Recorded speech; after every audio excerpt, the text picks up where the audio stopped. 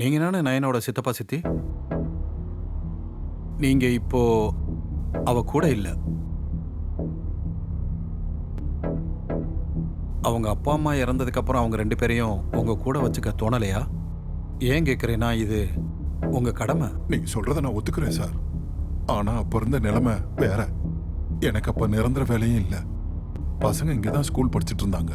பசங்களை இங்கிருந்து கூட்டிட்டு போகணும்னா அதிக செலவாகும். நான் மட்டும் ஒருவேளை அவங்கள கூட்டிட்டு போயிருந்தா என்ன ஆயிருக்கும்? விராட்டும் நயனாவும் அப்பவே வீட்டை விற்க வேண்டியதா இருக்கும். ஆனா எனக்கு அதுல விருப்பமே இல்ல. பசங்க பேர்ல இருக்க அண்ணனோட வீட்டை வித்துட்டு பசங்களை மட்டும் என் கூட கூட்டிட்டு போயிருந்தேன்னா எல்லாரும் என்னை பத்தி என்ன சொல்லுவாங்க? சித்தப்பா வீட்டை எடுத்துக்கிட்டான்னு சொல்லுவாங்க. ஓகே, நீங்க 2 பேரும் அப்பப்போ நைனா கிட்ட பேசுவீங்களா? இல்ல சார், நைனா கிட்ட அதிகமா பேச மாட்டோம். விராட் கிட்ட தான் அதிகமா பேசுவோம். அந்த பையன் அவனோட தங்கச்சிய ரொம்ப நல்லா பாத்துக்கிட்டான். அத பாராட்டியே ஆகணும். அந்த மாதிரி எங்களால கூட பாத்துட்டு இருந்திருக்க முடியாது. சரி சார், அன்னைக்கு நயனா மேடம் வெளியே போறத நாங்க பார்க்கவே இல்லை. நீ போய் சொல்ற.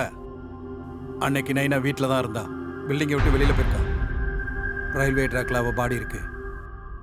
நீங்க அவளை பார்க்கலைன்னா நீங்க டியூட்டியை சரியா பார்க்கல. தூங்கிட்டு இருந்தீங்களா? இல்ல சார், என்னோட டியூட்டி மெயின் என்ட்ரன்ஸ்ல தான். நான் தூங்கவே இல்லை சார்.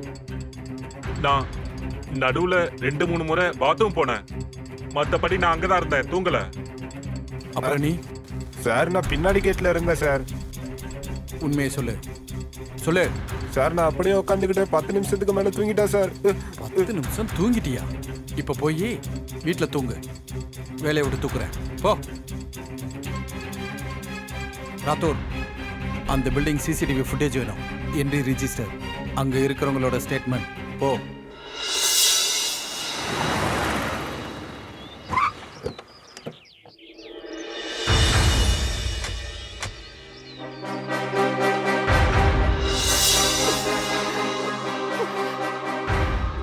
இப்ப கூட இதெல்லாம் நடந்துச்சுன்னு நினைக்கும் போது என்னால நம்பவே முடியல.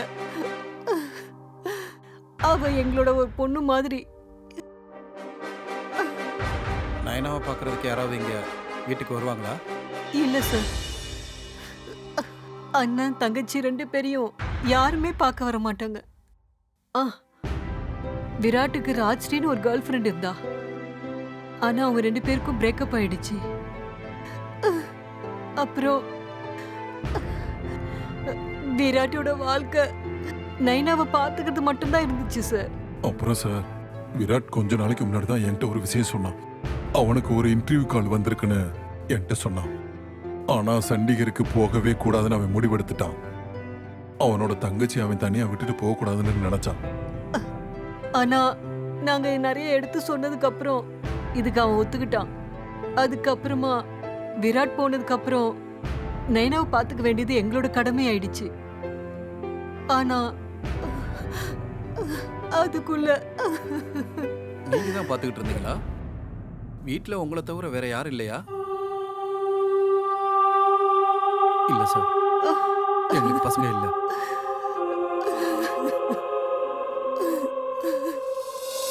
சார் நான் சிசிடிவி ஃபுட்டேஜை மொத்தமும் செக் பண்ணிட்டேன். அதில் நைனா வெளியே போகிற மாதிரி ஃபுட்டேஜஸ்லாம் இல்லை. ஸ்டேஜ். ஆனால் சார் பின்னாடி கட்டி சிசிடிவி டேமேஜாக இருக்கு. நைனா அந்த வழியாக வெளியே போயிருக்கவும் கொஞ்சம் வாய்ப்பு இருக்கு. இந்த கேமரா எப்போலேருந்து ரிப்பேராக இருக்கு? சார் 10-15 நாளா செக்ரட்டரி சார் கிட்ட சொல்லிட்டேன். ஆனா டெக்னீஷியன் வரவே மாட்டாங்க. அவங்க சர்வீஸும் சரியில்லை சார். இது எப்படி கிழிஞ்சது? சார் சில பேருக்கு என்ட்ரி பண்றதே பிடிக்க மாட்டேங்குது. அன்னைக்கு அப்படிதான் நடந்தது சார். என்ட்ரி போட்டு போங்க. என்ன யாருன்னு தெரியலையா? தெரியும் சார். அப்புறம் நான் தான் திட்டு வாங்கினேன் சார். இங்க இருக்கிறவங்க மட்டும்தான் என்ட்ரியே இல்லாம உள்ள போக முடியும். அட, நானும் இதுக்கு முன்னாடி இங்கே தானே இருந்தேன். இதுக்கு முன்னாடி இருந்தீங்க, இப்ப இல்ல. என்ட்ரி பண்ணிட்டு போங்க சார். அட சார் சார் என்ட்ரி பண்ணாம போக முடியாது. என்ட்ரி பண்ணுங்க. என்கிட்ட என்ட்ரி கேக்குறியாடா? சிசிடிவியில் இந்த இன்சிடென்ட் அப்படியே ரெக்கார்ட் ஆயிருக்கு சார். உனக்கு தெரியும்னு சொன்னல, யார் அவன்? சார் அவன் பேரு ஜத்தீன். அவரு அலுவாலியா சாரோட பையன் சார். என்ன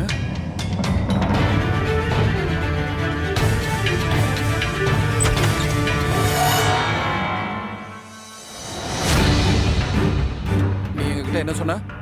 உனக்கு பசங்க இல்லைன்னு சொன்னல, உன் பையனை எங்ககிட்ட இருந்து காப்பாத்துறதுக்காக என்கிட்ட போய் சொன்னியா?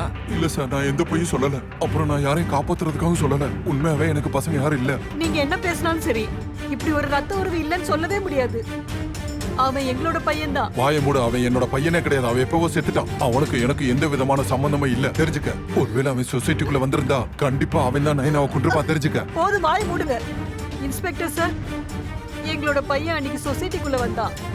ஆனா என்ன பாக்குறதுக்கு அவன் அம்மாவை பார்க்க வந்தான். அம்மாவை பாக்குறதுக்கு இல்ல, இவகிட்ட இருந்து காசை புடுங்கிட்டு போறதுக்காக வந்தான். ஒழுங்கா சொல்லுங்க, அன்னைக்கு இங்க என்ன நடந்துச்சு?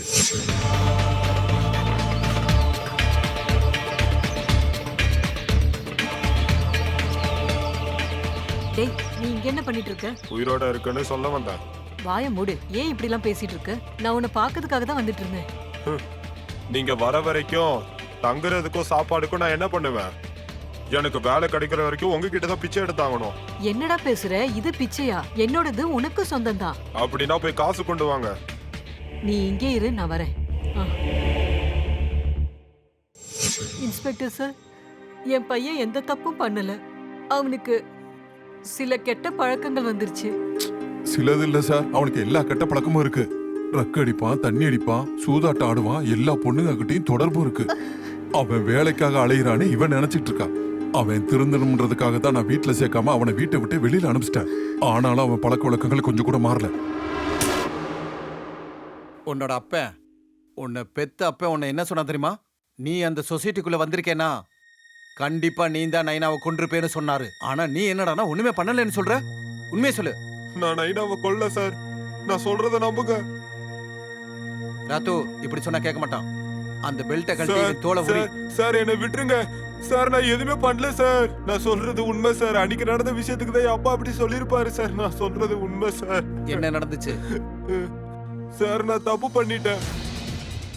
நைனாவும் விராட்டும் சொசைட்டிக்குள்ள புதுசா வந்திருக்காங்க தெரிஞ்சப்போ எனக்கு நைனாவை ரொம்ப பிடிச்சது சார். நைனா வீட்டுல தனியா இருப்பான்னு தெரிஞ்சதுக்கு அப்புறம் வீட்டு சாவி எங்க கிட்ட தான் இருக்கும் சார். அதனாலதான் ஆசைப்பட்டேன் சார். அம்மா யாருன்னு பாருங்க. இந்த பையன் இருக்கானே, ஒரு வேலையும் செய்யறது இல்ல. எப்பவுமே போன்லயே தான் இருப்பான். அட விராட், நீயாப்பா? ஆண்டி, நான் ஒரு வேலையா வெளியே போறேன். சாயந்தரம் வந்துருவேன். வீட்ல நயனா தனியா இருக்கா, அவளை கொஞ்சம் பாத்துக்கங்க. கண்டிப்பா. இந்தாங்க சாவியை நீங்க வச்சுக்கோங்க. சரிப்பா. Thank you aunty. ம்.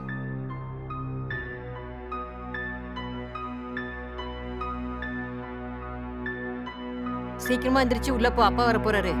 போறேன்.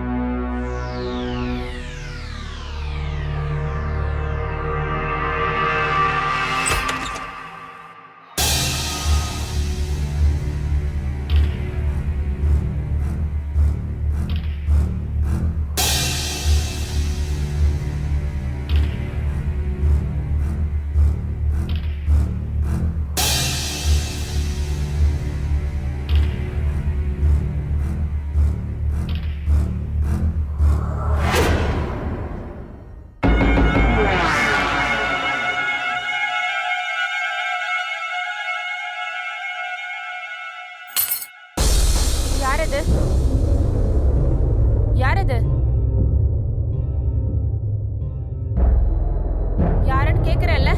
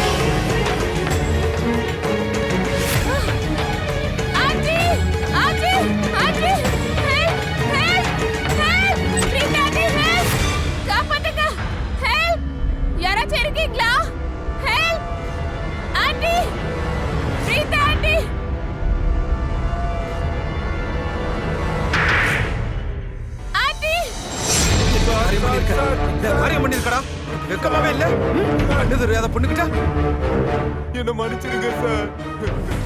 சொல்லு இந்த மாதிரி எத்தனை தடவை பண்ணிருக்க? ஒரு முறை தான். ஆனா நான் அவன் மேல கையை கூட வைக்கல. ஒழுங்கா உண்மையை சொல்லிரு. சொல்றா. ஒரு முறை மட்டும்.